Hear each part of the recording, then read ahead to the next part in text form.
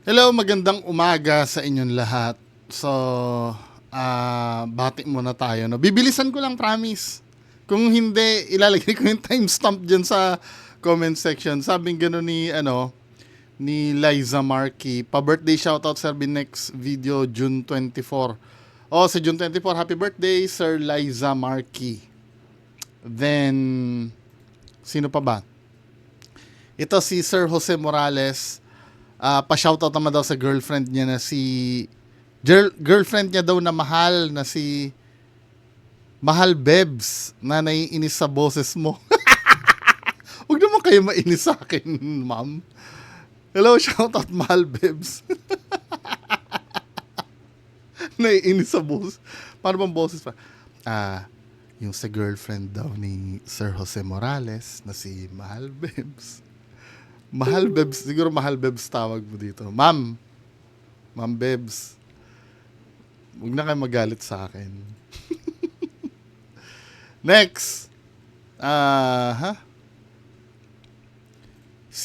Sabi ni Sir Alexis Cruz, Sir, bunga pabati naman po ako. Birthday niya daw nung June 9. Kaso po nakaburol po kasi ang tatay. Oh, condolence, Sir Alexis Cruz. Ang tatay ko po ay 26 years na nanungkulan bilang kapitan sa uh, sa aming barangay dito sa Kalumpit, Bulacan, Cap AA. Sa comment po kasi ako nagpapa-shoutout. PM po kayo sa magpapa-shoutout. Condolence sa iyo, Sir Alexis Cruz, pero happy birthday sa iyo nung January 9. Sino pa ba? Magpapa-shoutout. Sabing gano'n ni Sir Ice Diamsun. Pakigreet daw ang papa niya, si Sir Eduardo Estrada Sr. Happy Father's Day pala! Happy Father's Day! Sir Eduardo Estrada, sa lahat ng tatay ha, happy Father's Day, Sir Eduardo Estrada. Salamat po sa inyo. So, sino pa ba?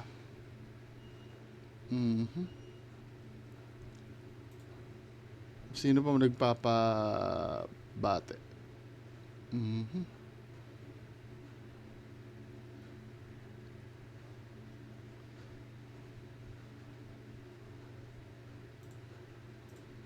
So, wala na, Oy, salamat sa mga buti 2 minutes na inabot. Anyway, proceed tayo dito, dito sa kokomenta natin. Unahin muna natin to si Sir Boyong the Explorer. May message kasi sa akin si Sir Boyong. 'Di ba? Ito sabi ni Sir Boyong. Si Sir Alex. Special din naman akong pagbati sa inyo. Oo. Siyempre sa ating kaibigan sa YouTube, Mr. Bungo TV. Hello, sir! Hello. Salamat sa pagkukontent po rin naman sa akin at ikaw ay pinapupurihan ko rin, pinasasalamatan, ha? Hindi naman tayo magkalaban. Totoo naman, hindi naman tayo magkalaban, no? Meron lang kasi kayong pinagpipilitan talaga na mali. 'Di ba? Hindi naman tayo magkalaban talaga. Sino man nagsabi magkalaban tayo? Kayo nga nang aaway sa amin sa totoo lang Ang totoong lang kasi namin si Tito Norms. Ang problema naman kasi sa inyo, tanggol kayo ng tanggol. Ito seryosohan tayo. Alam niyo namang mali. Sir Alex Pabella? Alam niyo namang mali si FLM Huwag na tayo mag-bullshitan. Sa totoo lang, yung kung babalikan mo yung kauna-unahan, hindi ka naman kasi tinitingnan as kaaway talaga Sa totoo lang, 'di ba? Kung maaalala niyo yung mga unang content, wina-warningan ka nga namin Ikaw lang talaga yung matigas ang ulo, or nare-realize ko meron talaga kayong business ni FLM. Or hindi ikaw. Siguro hindi ko sinasabing ganon. Siguro may ibang tao na ginagawa kang tulad ni FLM. Siguro lang naman, hindi ko sinasabing ganon. Di ba? Hindi naman tayo magkaaway talaga. Alam mo naman yan na Ang ano nga lang, ang masama nga lang, minamasama mo yung ano, yung pagsasabi namin sa dati. Pero feeling ko alam mo naman kasi talaga yung totoo eh. May nasasabi kang negative kay FLM pag nakatalikod eh. Alam mo yan, sir? At siyempre sa ating mga tagapos dyan, kana debunk. Oo, sa ating Di naman kami magkaway. May babawas sabihin si Sir Alex Pabello. Anyway, no, diretso tayo doon sa main topic. Ito si Tita Marbs, no. Alam naman natin na si Tita Marbs ay taga sa kanila. At saka Sir Alex Pabella, ikaw nga nagbabayad para tirahin kami, di ba? Kami hindi naman namin ginawa sa iyo kung titirahin ka man kami na mismo. Hindi na kami mag-uupa ng iba. 'Di ba, min? Tapos ano pa ba? Yung si Tita Marbs, no? Sometimes kasi si Tita Marbs kasi matigas din ang ulo. I mean, kung ano lang naman ang sinasabi nila Tita Marbs or ni Tita Marbs, yun lang naman kasi nire-reactan sa kanya. Then suddenly na-open yung ano no, na-open yung pagiging vlogger niya sa ibang bansa. Eh nagkataon na may ano na kailangan pala ng permit doon. 'Di ba? Now, pinagtanggol siya ni Attorney Baarde. Attorney na daw ang tawag niya dito eh. Pakinggan natin si Attorney Baarde ha. Actually, wala namang video yan eh. Voice lang naman ito si Attorney Baarde eh. Kaya play natin. Eh malamang makulong si Bongo. Pag hindi siya nakatakas, delikado siya. So yun yung problema natin. So itong si ano pangalan nito? Si Ate Marbs, no? Ay may problema dito sa mga sa mga basher ni FLM. Yun po yung naging problema nito. Ito ha, sa totoo lang kasi, no? Si Tita Marbs kasi, unang-una nung tinitingnan namin si Tita Marbs kasi, hindi naman kasi tinitingnan yan as kaaway. Parang si Sir Alex Pabella din. 'Di ba? Unang tingin ko nga sa ano niyan sa videos niya noon, sarcasm eh. Or content lang talaga eh. 'Di ba? Yung typical na sinasabi na alam niyo naman na content eh. Alam mo ba ibig sabihin ng content? Content nga eh. Yun ang tingin ko kay Tita Marbs before. Hindi ko naman pinag-iisipan talaga, pero until such time na nakausap ko siya, na matigas talaga ang ulo. Hindi ko naiintindihan bakit sa mga katulad nating willing naman ibigay lahat ang proof ng sinasabi, willing naman tayo ma-question, no? Hindi ko naiintindihan bakit hindi niya tinitake yung katotohanan. Well, gusto niya yun eh, kagustuhan niya yun eh, 'di ba? Kasi sasabihin ng iba, ba't mo ba pinipilit yung tao? Gusto nga ng tao na dun. Okay, fine. Pero, face the consequence kung diyan ka kakampi. 'Di ba? Actually, pwede kang kumampi. Kaya lang, kung ayaw mong maapektuhan, hindi ka dapat magsasalita sa publiko dahil pag narinig ng mga kaaway yung pinagsasabi mo, babanatan ka talaga. Hindi ko sinasabi na hindi ko sinasabi na pinipigilan kitang magsalita. Lahat tayo may kalayaan magsalita. Kaya lang, pag nagsalita ka sa publiko, ready ka dapat na i-challenge yun ng mga taong makakarinig sa'yo. Diba? At sana yung pag-challenge, kahit di naman kami ganyan eh.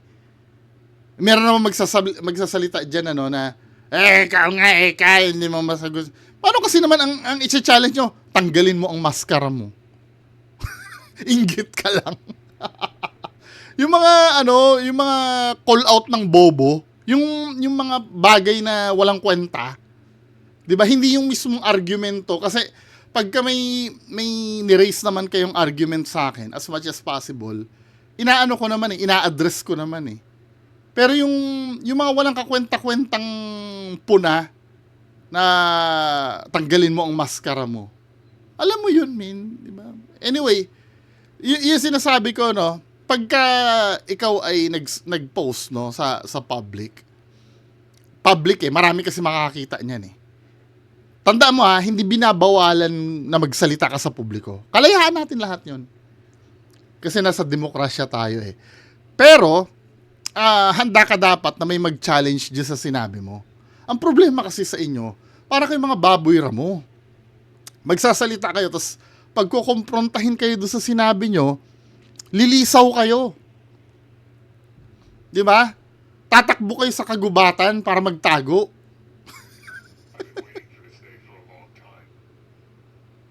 Salita yung laruan ko. 'Di ba? Yun kasi ang problema sa inyo, men eh. Paano naman tayo niyan? Tapos ngayon, to si Tita Marbs maghahanap ng comfort dito kay Attorney Baarde. Ito mga basher ni Apple may talagang matindi, no? Talagang grabe yung kaya nga itong I-identify mo alin yung grabing ginawa kay Tita Marbs? Alin yung grabing ginawa ba? bakit natin, no? So sino ba Si Raulo din to no? Hindi niya naiintindihan yung mga nararanasan din namin nung araw. Nagkataon lang kasi na bilog ang mundo, Attorney Baarde eh. 'Di ba? Kayong yung sinusuportahan niyo na ang nasa ilalim ngayon. 'Di ba? Kasi kami nasa ilalim dati noon eh. Nung hindi pa alam ng karamihan yung totoo. Yun ang hindi nare-realize nito ni Attorney Baarde. Sorry nakasanayan ko na kasing attorney ang tawag ko dito. Simula nung nag-debate kami dati nun. itong pinag-uusapan natin mga basher na ito? Biruin mo nagtatrabaho lang naman si doon, si Marbs, Ate Marbs, no? Biruin mo pagdidiskitahan pa nitong mga tao na ito, no? Si Sabi ay lumalabas. Hindi, i-elaborate mo kasi, ba't lumipat ka dito kay MG? Bigla niya nilipat dito eh. Ano yung pinagdidiskitahan? Tapos ang tanong doon, invalid ba na yung pinupuna sa kanya? Kasi biglang magja-jump ka dito eh. Hindi mo kayang i-depensa si Tita Marbs eh. Tama yung ginawa niya dito Nagsasalita siya dito. Si Marbs, Ate Marbs, no? Magpe-play siya ng video ni MG. Biruin mo pagdidiskitahan pa nitong mga tao na ito, no? Hindi niya masabi kung ano ba yung pinagdidiskitahan kay Tita Marbs. Si Sabi ay lumalabas sa live ni Bungo. Alam niyo na medyo na-feature pa siya minsan-minsan ni Eugenius. Yan.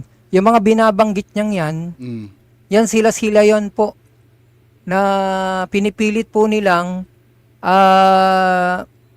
mawala ng hanap buhay itong si Ate Marbs. Kawawa naman po eh. Ano pinipilit na mawala ng hanap buhay? Gago ka ba? Kailan namin pinilit na mawala ng hanap buhay yan? Ano ebidensya mo na gano'n ang ginagawa namin? Pwede namin i-report yan, pero hindi na ginagawa. Tinatanong lang naman siya. May license ba siya?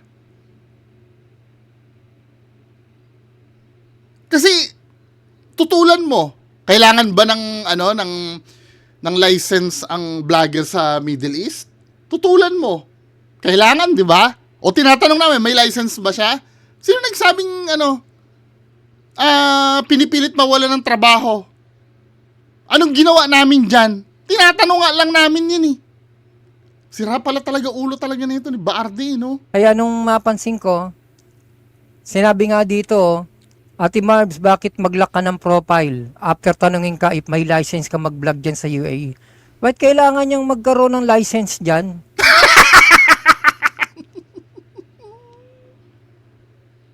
Required nga eh.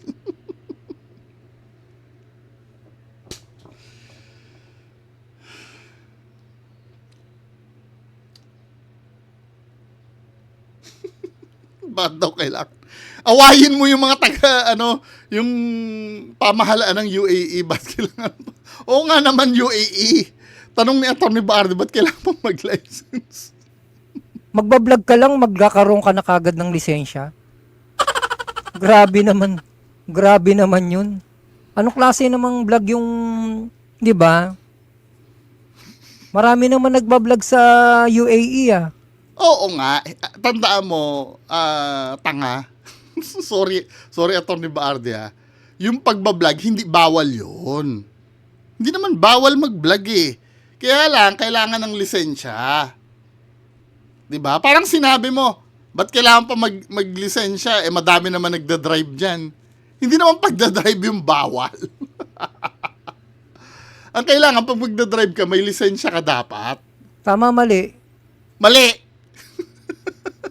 Karapatan yun ng tao, di ba? Oh. Pag yan ay kailangan ng lisensya, hindi karapatan yun. Doon sa bansa na yun. Yun ay pribilehiyo na ibibigay sa iyo. Ano ba naman to si Atty. Baarde? Sabi sa inyo, wag na i-content ito eh. Mag-ano ka na lang siguro. Po sir ay ginagawa ng grupo nila sa akin na kahit wala akong nilabag na batas dito, hindi naman po ako kriminal. Wala naman sinabing kriminal ka eh. Tinatanong lang kung may license ka. Isa rin to si Tita Marbs eh. Tinatanong ko, may nag-report ba sa'yo? Wala naman nagre-report sa'yo, tinatanong ka lang. Masyado naman kayo magpa-victim.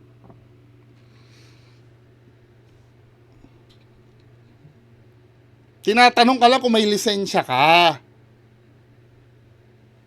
Ano ba ginagawa? Masama bang tanungin ka? Ano ba naman pa-victim ito ni Tita Marbs? Mag-ano ka na lang siguro.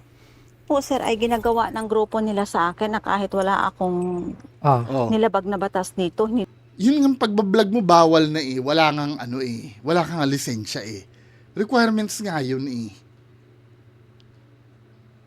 Now, granting granting na nilabag mo na yung batas na yon, granting. Hindi ka naman nire-report eh, tinatanong ka lang eh. Tingnan nga natin. Tanungin nga uli natin, sa UAE ito si Tita Marbs, di ba?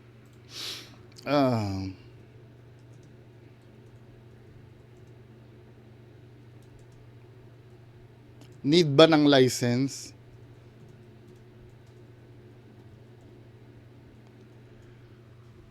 Meron nga nagsabi dito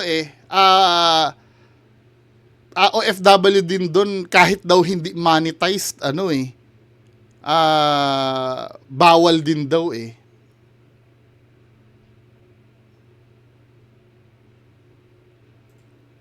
Ayan oh. If they monetize si Tita Marbs eh. Ano ba yan, Baarde? Google lang naman. Oh, yes, vloggers in UAE need a license if they earn money from their content. Ano bang problema dyan? Sinasabi lang naman na nagko-content siya, tinatanong lang naman. Kung may license siya, edi go. Kung wala kang nilalabag na batas, ibig sabihin may license ka, edi go. Bakit nangangamba kang mawala ng trabaho dun? Ano ba naman itong taong to? Tingnan natin, meron akong Pinoy na na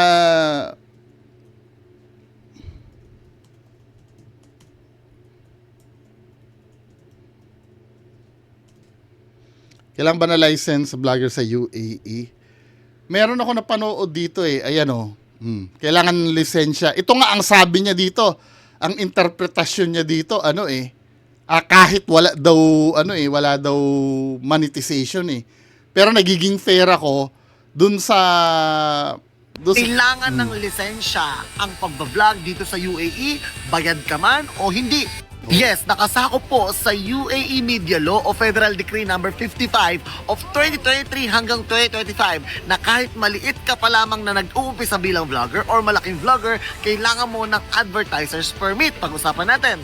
Mandatory ba ito? Yes po, mandatory at kailangan po meron kayo nito kahit bayad kayo or hindi kayo bayad. Ang UAE di ba? Mismong taga doon na yung nag-ano na si ano to eh. Mira Bulaquenia official. Oh. 'Di ba? May mga taga doon na nagsasabi ang tigas ng ulo nyo eh. Buti nga ako ang sinasabi ko, pag lifestyle lang naman daw, hindi naman daw pwede. Kung personal vlogging lang. Eh ang problema nga, nagdadadaldal si Tita Marbs na yung kinita niya daw sa FB ay ipapadala niya daw sa pamilya niya. Bawal nga yun. Ano ba? Mga tanga talaga. Ewan ko sa mga taon to. Hindi naman po ako kriminal. Kaya nga. 'Di ba? Oo. Ay yung ginagawa ko sa social media, lahat naman ng Pati nga halos dito, content creator Political vlogging nga, bawal eh. na rin, social media na rin, 'di ba? Yes. Tama ha? Kaya nga. 'Di ba? Oo. Ay yung ginagawa ko sa social media, lahat naman ng halos dito, content creator na rin, social media na rin, 'di ba? Yes, oo. Hindi kasi katwiran yung lahat eh. Tsaka yung lahat ba monetized ba yan lahat? 'Di ba? Kaya marami kayo diyan, ang sinasabi kailangan daw ng lisensya. Hindi lusot yung marami kayong gumagawa diyan. Ewan ko dito, tanga din tong si Baardi. Oh, ako tahimik lang ako, wala akong belta. Magdemanda Kasi sila kung gusto ayokong nila. Di, iintin yung sarili ko pa sa kanila. di magka... Huwag ka magdidemanda. Tinatanong nga lang eh. Gusto mo, talaga to si Baardi tanga din eh, no? Eh paano kung na-challenge niya sa ginawa mo at nireklamo niya si Tita Marbs? Di lalong nawala ng trabaho yan. Sira talaga ulo na ito ni Baardi. Ewan ko ba't may ganyan taong Kaso sila bobo? sa'yo. Mga simonyo ho yan eh. Ay, stressful ho sa buhay. Toxic ho sila. Hindi po ba? Hindi ho nila dapat po pinangihimasukan yung mga bagay na ganyan. No! Gusto nilang... No, nasa publiko yan eh. Ikaw nga pinahihimasukan mo eh. Ba't ikaw pwede? 'Di ba? Huwag kang dumaldal sa publiko, hindi panghihimasukan. Pero, the fact na yan ay nilabas sa public at nagdadaldal siya sa publiko, 'di ba? Pwede namin tanungin yon. Hindi mag-PM na lang kayo ng mga gusto nyo sabihin para hindi namin matanong. Ikaw nga ang pumipigil ng kalayaan namin na na mag-scrutinize eh. Bawal ba yung ginagawa namin? Hindi. Tanong ko, bawal ba yung ginagawa namin na tanungin siya kung may lisensya siya? Ba naman tong Baardi na to? Baarding bobo? mamirwisyo ng trabaho na may trabaho.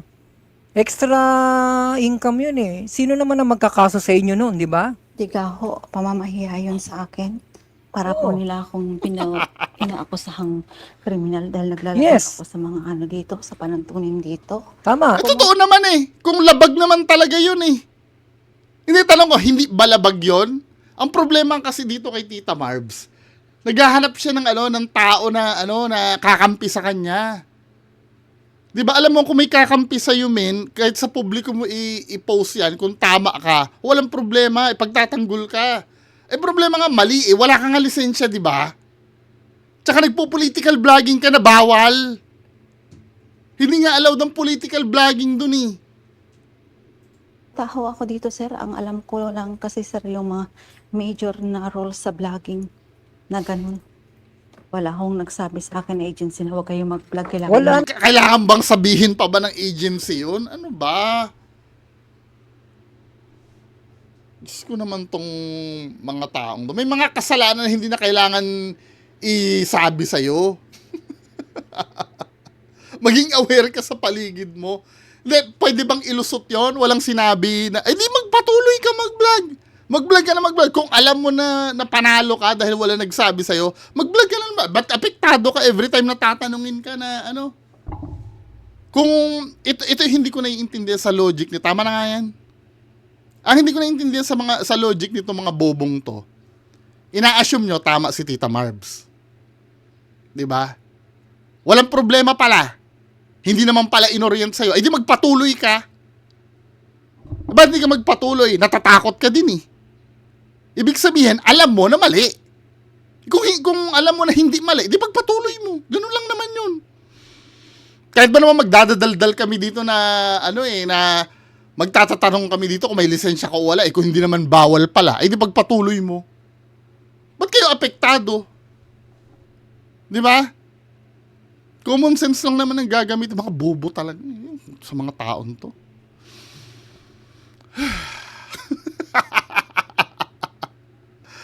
Ganun lang naman kasimple. Pagka hindi, kung pwede pala, edi pwede. Kahit ba naman buong Pilipinas ang magsabi sa'yo na hala, bawal yan, wala ka lisensya. Kung hindi naman pala bawal, edi go. Di ba? Kami nga, ilang beses na kami sinabihan na, hala, madidemanda ka. Di ba? Kung alam namin tama, edi tuloy kami. Mga taong to, ewan. Basta talaga common denominator, no? Basta talagang nasa part talaga ni FLM mga bobo. 'Di ba? The fact na sumuporta ka kay FLM talaga, bobo ka na eh. Sorry po. Anyway, yan lang po muna ang pag-uusapan natin. Magandang umaga sa inyo lahat. Bye-bye.